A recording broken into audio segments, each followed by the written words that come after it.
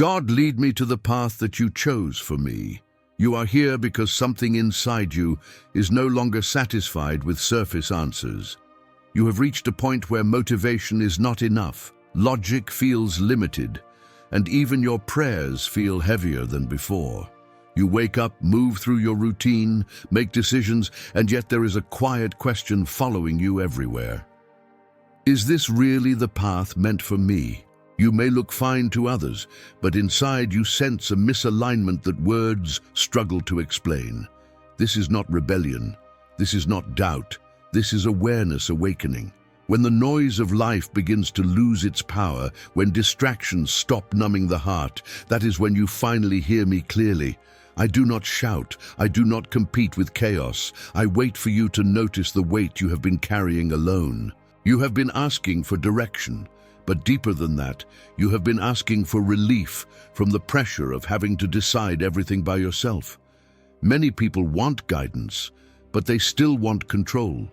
They want me to bless their timing, confirm their choices, and protect their plans. Few are ready to be led where they did not intend to go. The path I chose for you cannot be entered with pride, disguised as confidence. It requires honesty. It requires the courage to admit that what once worked no longer brings life.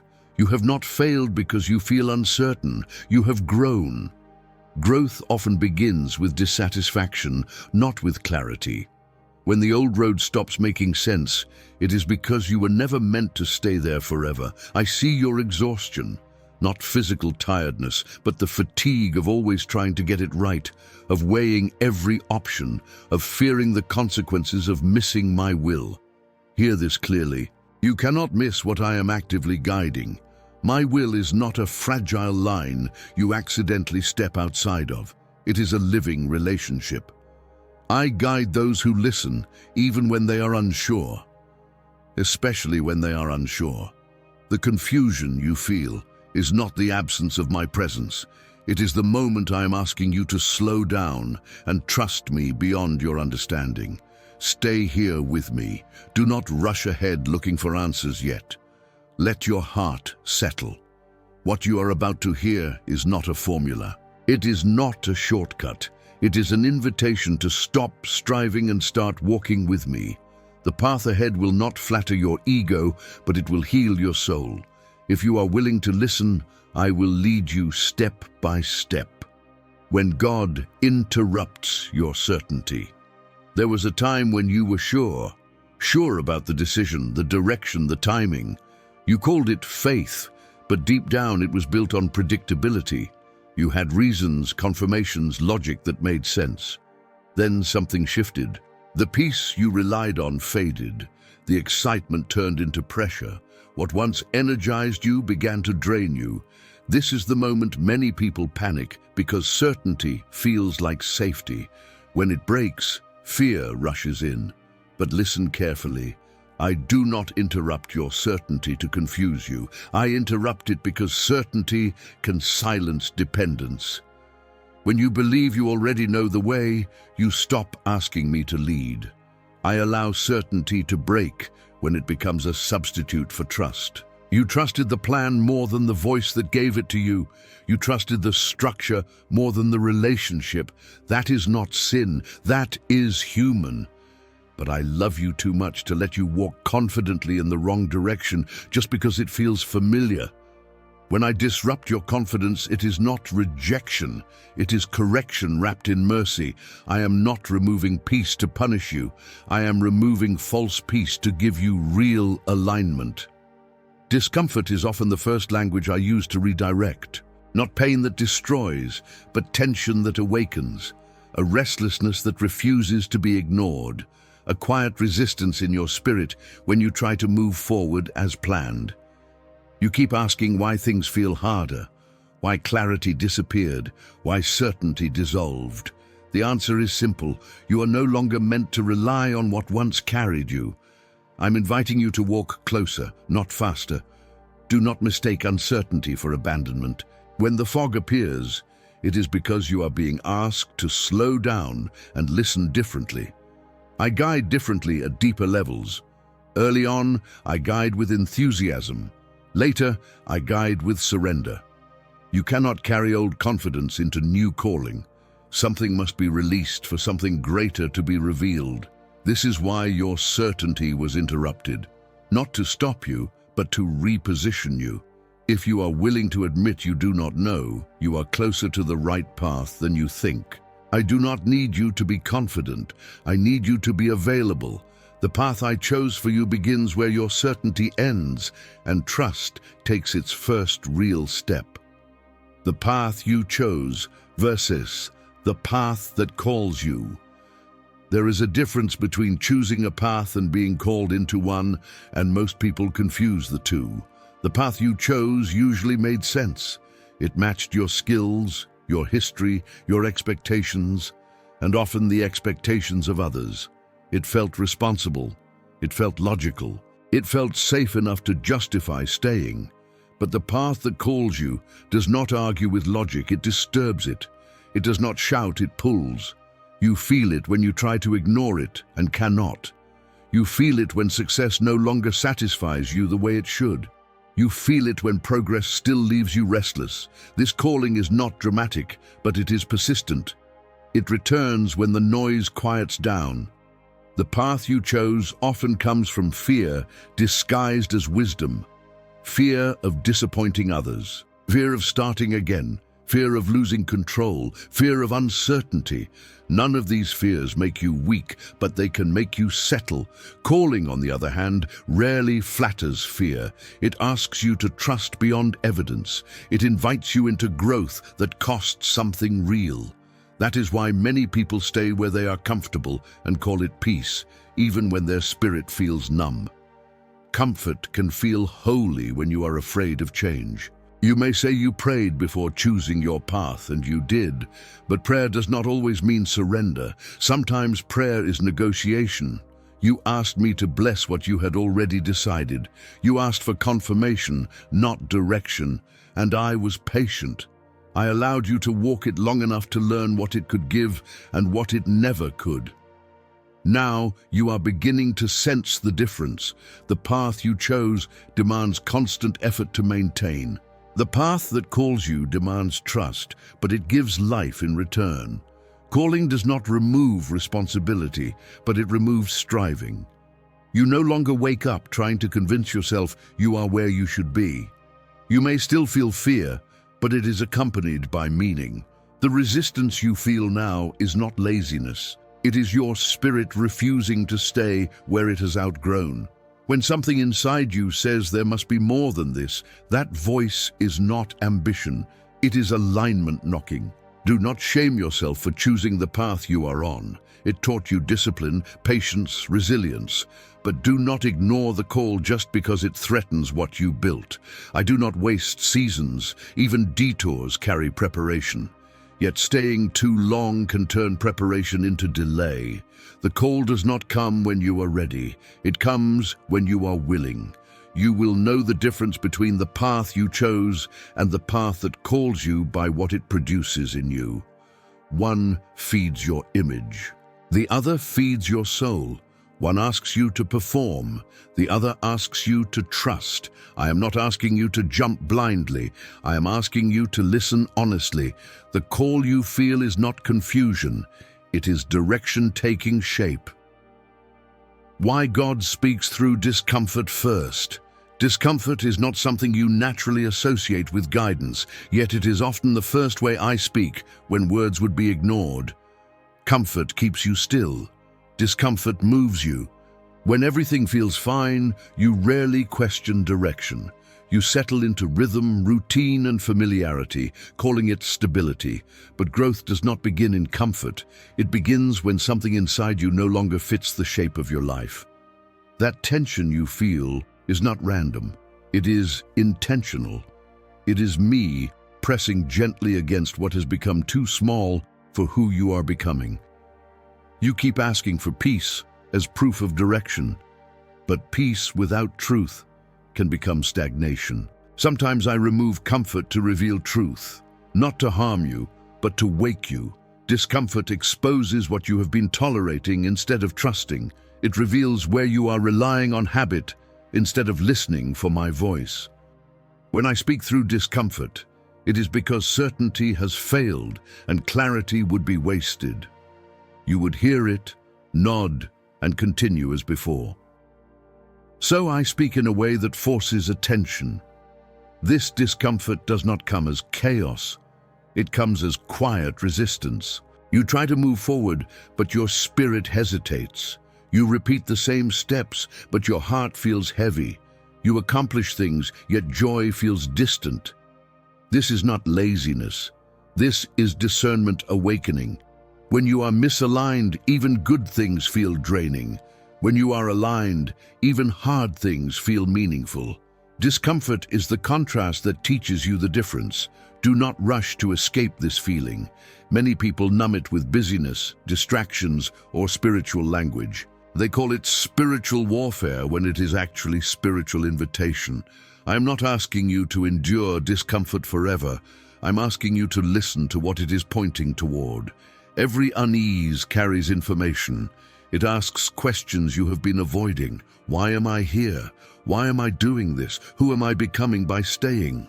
These questions are not dangerous. Avoiding them is. I speak through discomfort first because it humbles you. It removes the illusion that you are fully in control. It brings you back to dependence. When certainty collapses and comfort fades, you finally lean in instead of rushing ahead. You stop asking me to bless your steps and start asking me where to place them. That shift changes everything. Discomfort is not a sign you are off track. It is often the signal that a deeper level of obedience is being offered. I do not guide you by force. I guide you by invitation. The discomfort you feel is me knocking from the inside, asking if you are ready to move from what is familiar into what is true. The fear of ending up in the wrong place. One of the deepest fears you carry is not failure, but the fear of choosing wrong and realizing it too late. You fear waking up years from now wondering how you missed my will, how you misunderstood my voice, how you ended up far from where you were meant to be. This fear keeps many people frozen. They delay decisions, overanalyze every option, and mistake hesitation for wisdom. But fear does not protect you from error. It only keeps you from movement. And a heart that refuses to move cannot be led. You have been taught to think of my will as a narrow line, fragile and easy to miss. One wrong step and everything collapses. That belief has filled you with pressure instead of trust. Hear me clearly. I do not guide you through anxiety. I do not hide my will like a trap. I walk with you. The wrong place is not a geographic location or a missed opportunity. The wrong place is living disconnected from me. As long as you are listening, adjusting, and willing to obey, you are never beyond my reach. This fear often sounds spiritual, but it is rooted in control. You want guarantees before obedience. You want certainty before movement. You want to know the outcome before trusting the process. But faith does not work that way. If you could see every consequence, trust would be unnecessary. I do not ask you to be fearless. I ask you to be available. Availability gives me room to redirect you, even if you start imperfectly. Many people end up in the wrong place, not because they chose incorrectly, but because they stopped listening once they chose. They confuse commitment with stubbornness. They defend decisions I already asked them to release. Guidance is not a single moment. It is an ongoing conversation. When you stay close, correction is gentle. When you drift, fear grows louder. Stop measuring your life by the fear of mistakes. I am not waiting for you to perform perfectly. I am inviting you to walk honestly. If you take a step and it is not aligned, I will show you. If you move too fast, I will slow you down. If you hesitate too long, I will stir your spirit again. You are not navigating alone, even when it feels quiet. The fear of ending up in the wrong place loses its power when you realize this truth. I am more committed to your direction than you are. I see further than you. I redeem more than you can imagine. Trust does not mean you will never make mistakes. It means you will never be abandoned in them. When you understand that, fear no longer leads your decisions. Trust does. When God's path doesn't match your prayers, you prayed with sincerity. You asked with faith. You believed your request was aligned, reasonable, even noble, and yet what unfolded looked nothing like what you asked for. This is where disappointment quietly enters, not as anger, but as confusion. You begin to question whether I heard you, whether you prayed wrong, whether your faith was insufficient. But unanswered prayers are not ignored prayers. They are often redirected ones. When my path does not match your prayer, it is not because your heart was wrong, but because your perspective was limited. You pray from where you stand. I guide from where you are going. You ask based on what you see. I respond based on what you cannot yet imagine. Many of your prayers are sincere, but they are shaped by urgency, fear, or attachment to a specific outcome. I listen to the heart beneath the words. Sometimes the thing you ask for would lock you into a season you were meant to outgrow. Sometimes granting your request would delay the very transformation you have been praying for without realizing it. This is why my answers can feel like resistance. I close doors you begged me to open. I delay what you wanted now. I redirect you away from what looked like progress, not because I withhold good things, but because I protect purpose. I see the version of you that would exist if that prayer were answered exactly as asked, and I love you too much to leave you there. Guidance is not about giving you what you want in the moment, but about shaping who you become over time. You may feel betrayed when the path unfolds differently, but betrayal assumes absence. I have not left. I am closer now than when everything seemed to go your way. When plans fail, you finally stop managing outcomes and start listening for direction. When prayers are not answered as expected, your faith is invited to mature. Childlike faith asks for things. Mature faith asks for alignment. Do not measure my faithfulness by similarity between your prayer and the outcome. Measure it by the depth of growth, clarity, and peace that follows obedience. Many of the paths that changed lives began with prayers that were denied. Many callings were discovered only after expectations collapsed. What you call unanswered is often preparation in disguise. Trust me enough to believe that I am answering the prayer you would have prayed if you could see what I see. When my path does not match your prayer, it is because I am leading you beyond what you asked, not away from it.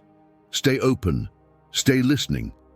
The next step will make sense only after you take it.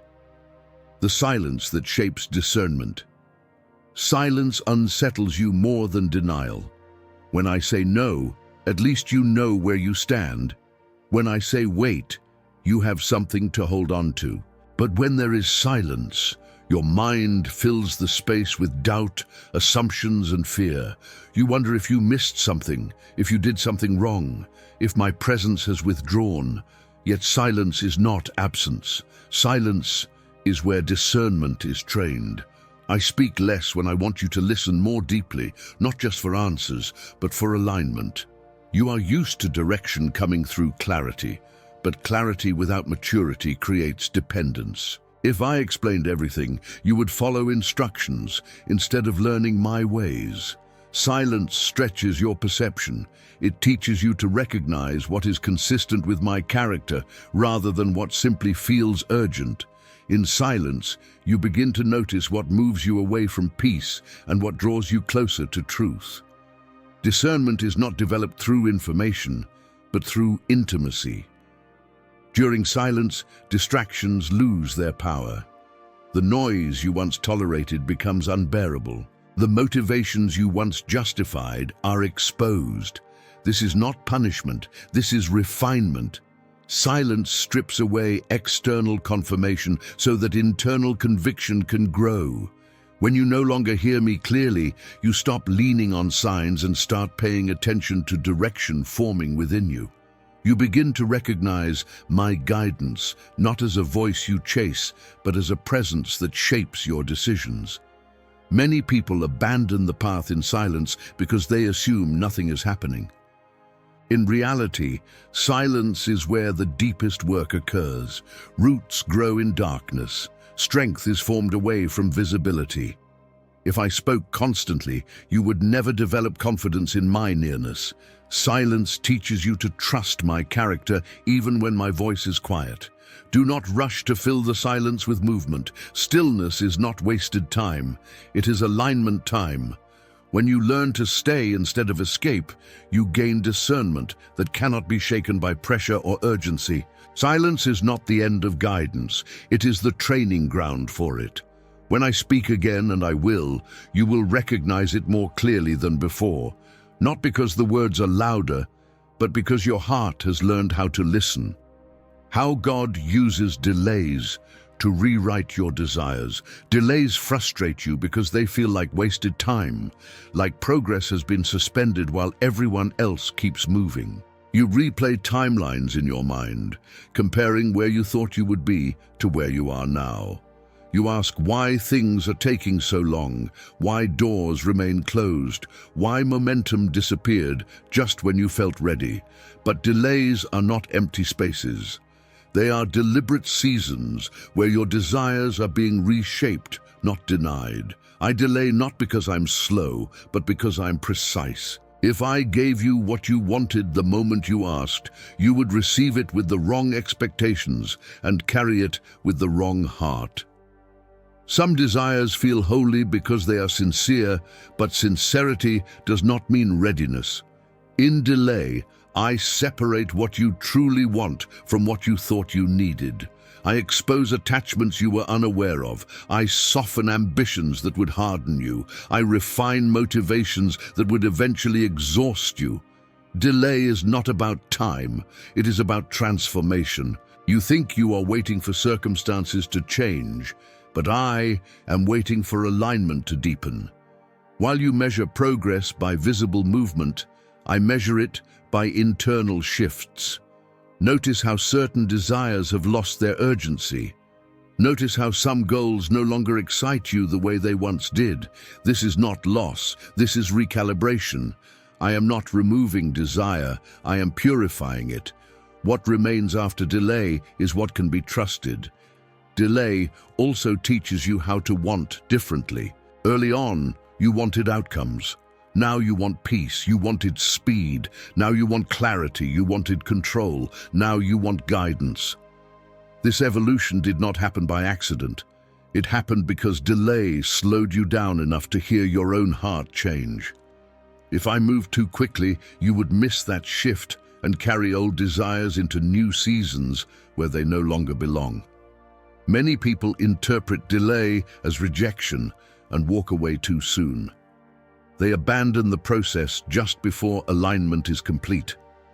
They confuse silence and stillness with failure, but the deepest changes rarely announce themselves. They happen quietly over time, while you learn to wait without resentment and hope without desperation. Delay teaches patience, but more importantly, it teaches trust without conditions. You are not behind, you are being prepared. When the moment comes, you will recognize it not by urgency, but by readiness. The desire that remains will no longer demand fulfillment at any cost. It will rest in trust. That is how you know the delay has done its work. What you receive next will not control you, because your heart has already been rewritten. The moment you realize control is the obstacle, there comes a quiet moment when you recognize that nothing outside of you is actually blocking the path. Not circumstances, not people, not lack of opportunity. The resistance is internal. Control has been disguised as responsibility, wisdom, even faith. You told yourself that planning ahead was obedience, that staying cautious was maturity, that holding everything together was necessary. But control slowly replaced trust, and without noticing, you began to lead instead of follow. Control feels safe because it creates the illusion of certainty. When you manage outcomes, you believe you can avoid pain, mistakes, and disappointment. But control also limits movement. It keeps you anchored to what you can predict instead of what I'm calling you into. You ask me to guide you, yet you tighten your grip the moment guidance threatens your plans. This inner conflict is exhausting because you are carrying weight that was never meant to be yours. The moment you realize control is the obstacle is not dramatic. It is humbling. You notice how anxious you feel when things do not go according to plan. You recognize how defensive you become when challenged. You see how fear rises when surrender is mentioned. These reactions are not signs of weakness. They are signs of attachment. You are not afraid of losing the path. You are afraid of losing control over how it unfolds. I do not ask you to release control to make you vulnerable. I ask you to release it to make you free. Control demands constant vigilance. Trust allows rest. When you let go, you are not stepping into chaos. You are stepping into alignment. Guidance begins when you stop negotiating outcomes and start listening for direction. As long as control leads, my voice will feel distant.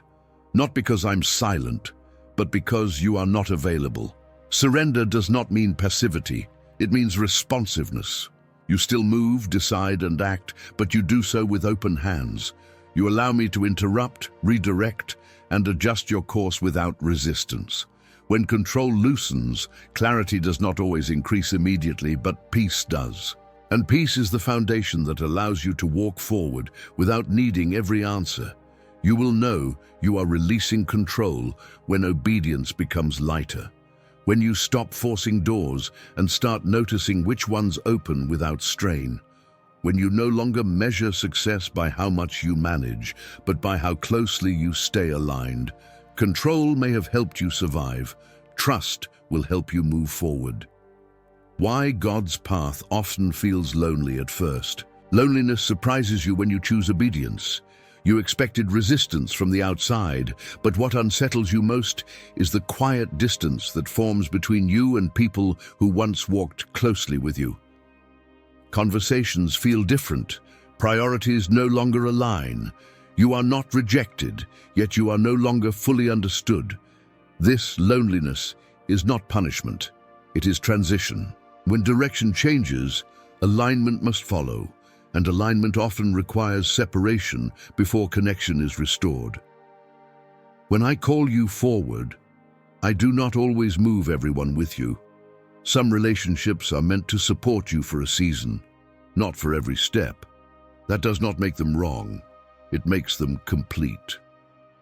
Loneliness often appears when you outgrow spaces that once felt safe.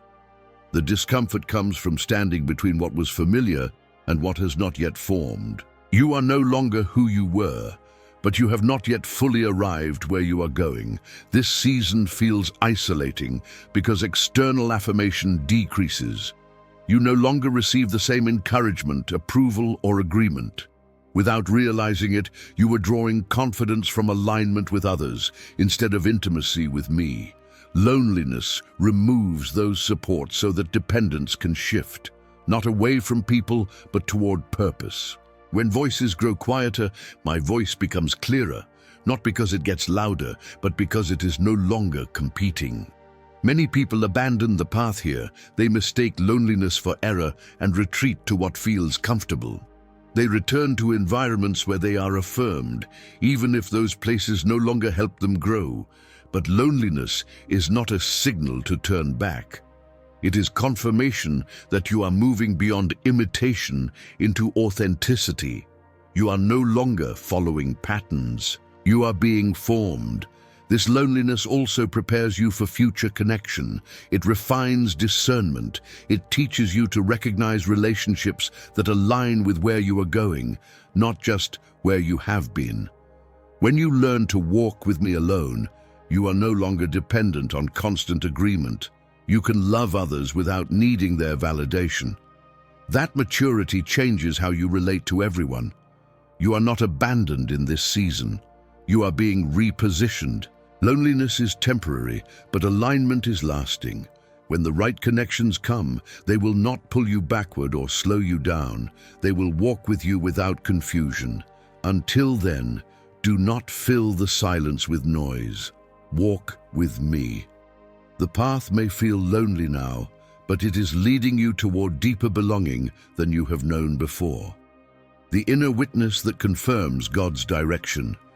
There is a kind of assurance that does not come from logic, advice, or visible signs. It rises quietly from within and remains steady even when circumstances fluctuate. This is the inner witness. It does not eliminate fear, but it anchors you in truth. When you are aligned, something inside you settles, not because everything makes sense, but because everything is coherent. This witness is not emotional excitement. It is recognition, a knowing that does not need to explain itself. You often look for confirmation outside because it feels safer. You wait for agreement, signs, or outcomes to justify obedience, but external confirmation can be misleading. People see fragments, circumstances change, opinions shift. The inner witness is different. It remains when enthusiasm fades. It stays when results are delayed. It persists even when obedience costs you something. This is how you learn to trust direction beyond appearance. The inner witness grows stronger through surrender. When you stop forcing clarity and start walking honestly, it becomes more distinct. You may still question, but doubt no longer controls you. There is a quiet alignment between what you are doing and who you are becoming. You feel resistance when you consider turning back, not from fear, but from awareness. Something inside you knows that returning would be misalignment, not relief. This witness does not shout. It does not rush you. It does not pressure you. It gently affirms each step that aligns with my will and unsettles you when you drift. It is patient, consistent, and deeply personal. You cannot borrow it from others. You cannot manufacture it. It is formed through relationship, not information. The more you walk with me, the more familiar this inner guidance becomes. Many people ignore this witness because it does not impress others. It cannot be easily explained or defended, but it is the most reliable confirmation you will ever receive. When external signs fail and opinions divide, this witness remains. It is not dramatic, but it is faithful. Trusting the inner witness does not mean you stop seeking wisdom or counsel. It means you learn where final direction comes from. When the inner witness and obedience align, peace follows, even if the path remains challenging. That peace is not relief from difficulty. It is the confidence of alignment. When you learn to listen to this inner witness, you stop asking whether you are on the right path. You know, and knowing allows you to walk forward without constantly looking back. When obedience costs you what you love. There is a moment in every true calling where obedience becomes personal, not symbolic, not theoretical, but costly. You realize that following the path I chose will require releasing something you value deeply. It may be a relationship, a version of yourself, a dream shaped by comfort, or an identity built over years. This is where many hesitate. Not because they do not love me, but because they fear the loss will be greater than the gain. Obedience stops being an idea and becomes a decision that touches the heart. You may try to spiritualize the attachment, convincing yourself that holding on is wisdom or patience. But attachment and obedience cannot lead at the same time. What you refuse to release will eventually control you. I do not ask for sacrifice to diminish you. I ask for it to free you.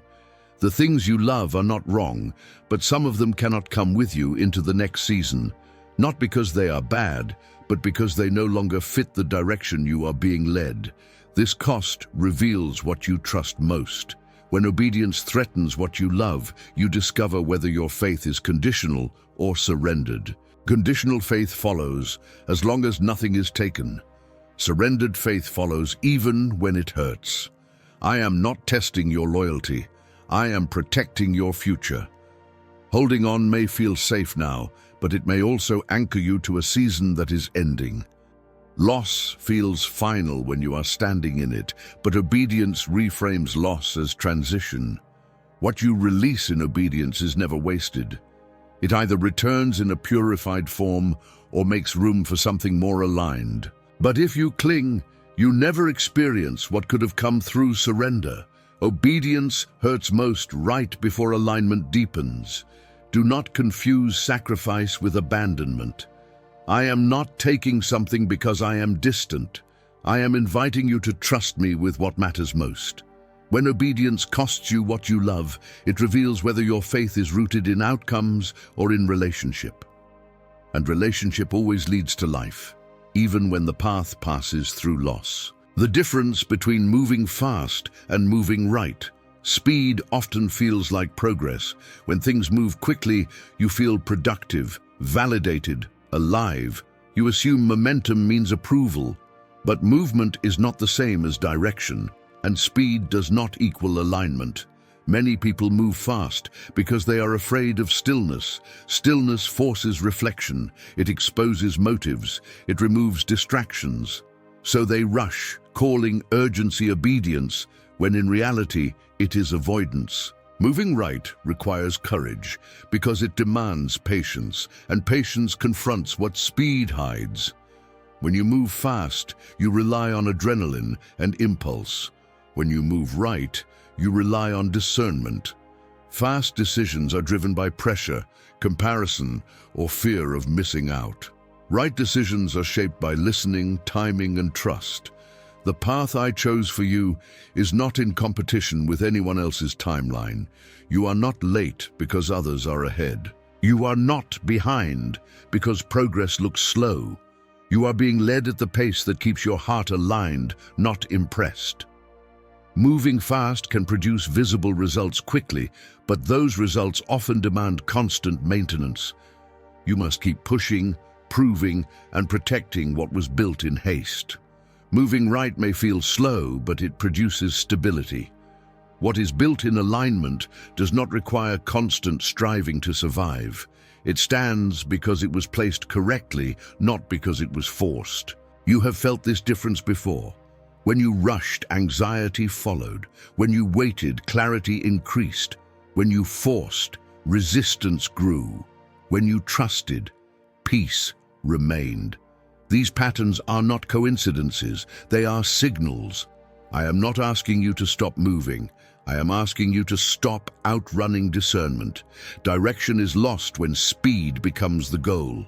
The pressure to move fast often comes from outside voices, expectations, deadlines, comparisons, but guidance comes from within.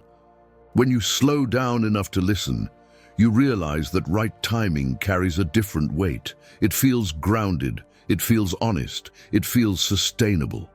You may still face challenges, but you are no longer fighting yourself. Choosing to move right instead of fast is an act of trust. It says you believe I am not anxious about your future. It says you believe alignment matters more than appearance. When you let go of urgency, you create space for wisdom. And wisdom will always lead you further than speed ever could.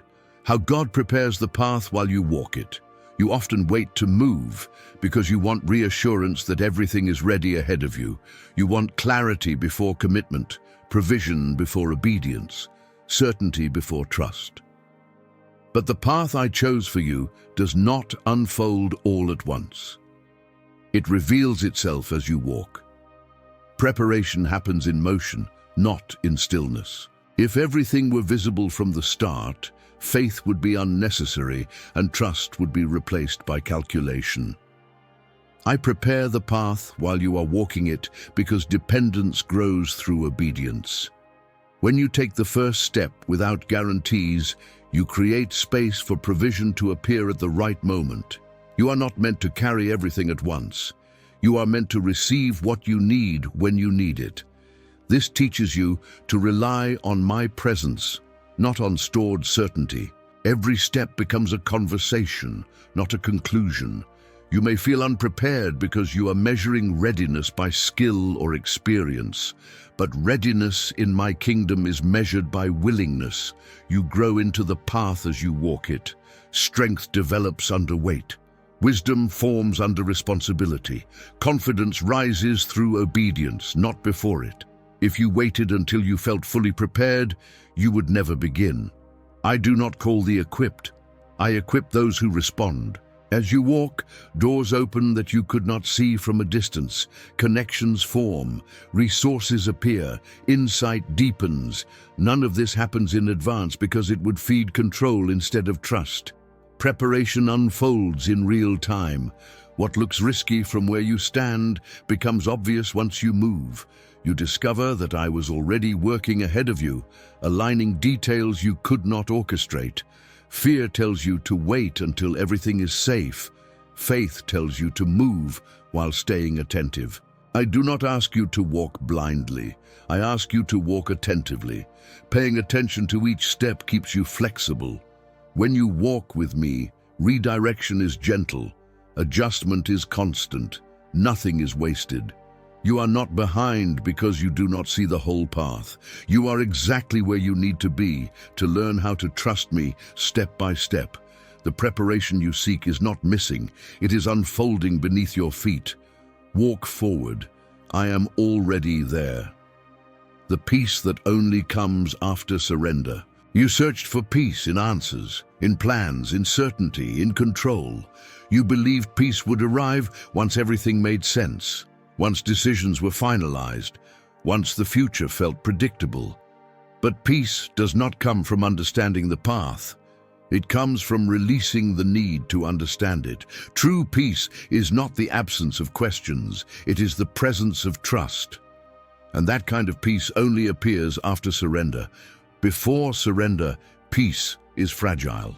It depends on circumstances going your way.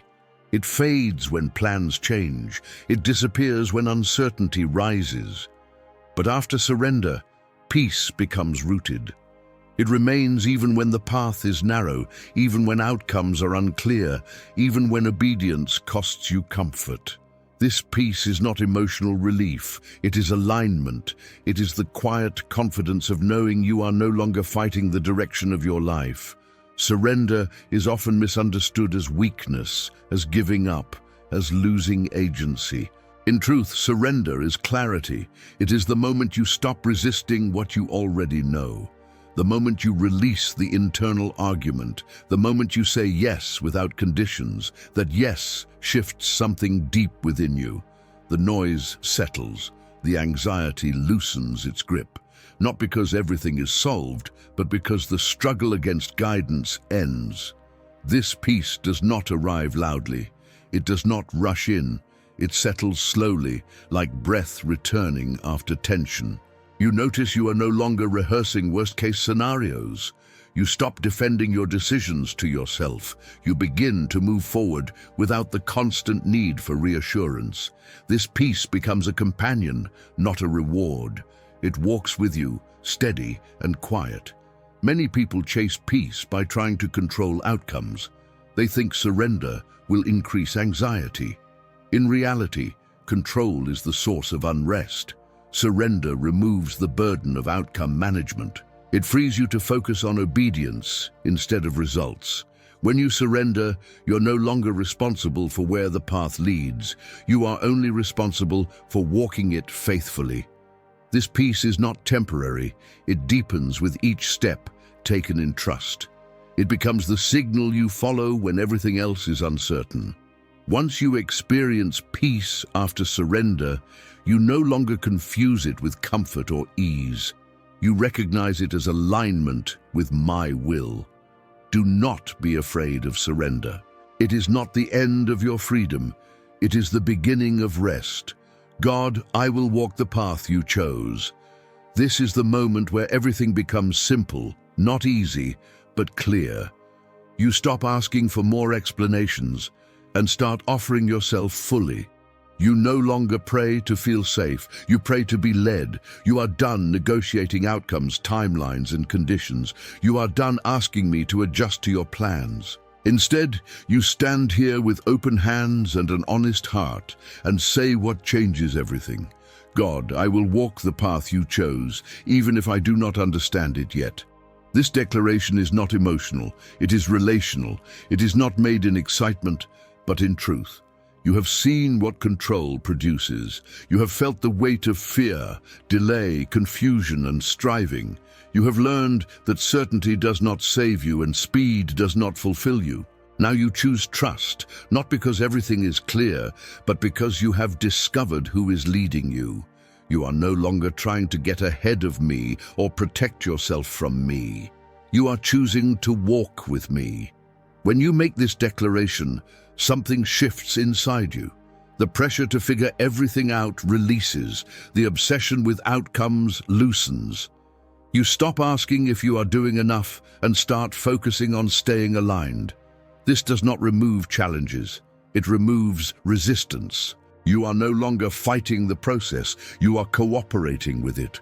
That cooperation changes how you experience every step. Walking the path I chose does not mean you will never feel afraid again. It means fear will no longer decide for you. It does not mean the road will always be clear. It means you will not turn back just because it becomes unclear. It means you trust that even when you cannot see ahead, you are not walking alone. I am not calling you to perfection. I'm calling you to faithfulness. This declaration is not made once, it is lived daily. Each decision, each delay, each sacrifice becomes another yes. Some days it will feel strong. Some days it will feel quiet. But every day you choose obedience. The path becomes clearer behind you, even if it remains hidden ahead. You begin to see how each step mattered, how each surrender shaped you, how nothing was wasted. You do not need to know where the path ends. You only need to know who walks with you. I am not leading you into loss. I am leading you into alignment. I am not taking from you. I am guiding you into what was prepared for you long before you asked. The path I chose carries purpose, peace, and life, not because it is easy, but because it is true. So walk, not ahead of me, not behind me. Walk with me. Trust me enough to take the next step. That is all I ask. That is everything I need.